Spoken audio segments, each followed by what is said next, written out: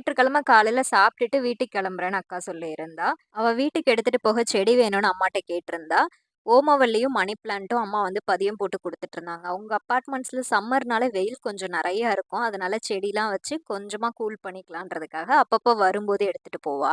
காலையில எங்க 3 பேருக்கும் சாப்பிடுறதுக்காக நான் பாஸ்தா ரெடி பண்ணிட்டுருந்தேன். அம்மா, அப்பா சாப்பிட மாட்டாங்க. நாங்க சாப்பிடுறதுமே அம்மாக்கு பிடிக்காது. பாஸ்தா, நூடுல்ஸ், பீஸா, பர்கர் இந்த மாரி எப்பயாச்சும் தான் வாங்கி சாப்பிடுவோம். ஆனா, அப்பயுமே அம்மா வந்து சொல்ட்டே இருப்பாங்க. அது கரெக்ட்டு தான். இது வந்து நம்ம அடிக்கடி சாப்பிடுறது வந்து அன்ஹெல்தி தான். நாங்க 1 1/2 மாசத்துக்கு ஒரு தடவ அந்த மாதிரி தான் பாஸ்தா செய்வோம். இன்னைக்குன்னு பார்த்து நான் வேற நெறைய பாஸ்தா வேக வச்சுட்டேன். திரும்ப நாளைக்கும் பாஸ்தால வந்து வேற ஒரு ரெசிபி தான் செஞ்சு சாப்பிடணும். இந்த ஒயிட் சாஸ் பாஸ்தா பண்றது ரொம்ப ரொம்ப சிம்பிள். நான் எப்ப பண்ணாலும் எனக்கு வந்து இது நல்லா வர மாதிரி தான் இருக்கும். நான் இதுவரைக்கும் கடையில இத வந்து ஒரு தடவ தான் ட்ரை பண்ணியிருக்கிறேன். ஆனா, என் அக்கா சாப்பிட்டுட்டு சொல்லியிருக்கிறா. பாண்டிச்சேரியில ஒரு ரெஸ்டாரண்ட்ல சாப்பிட்டேன். அந்த மாரியே வந்து நீ பண்றது இருக்குன்னு. இது பண்றது ரொம்ப சிம்பிள்.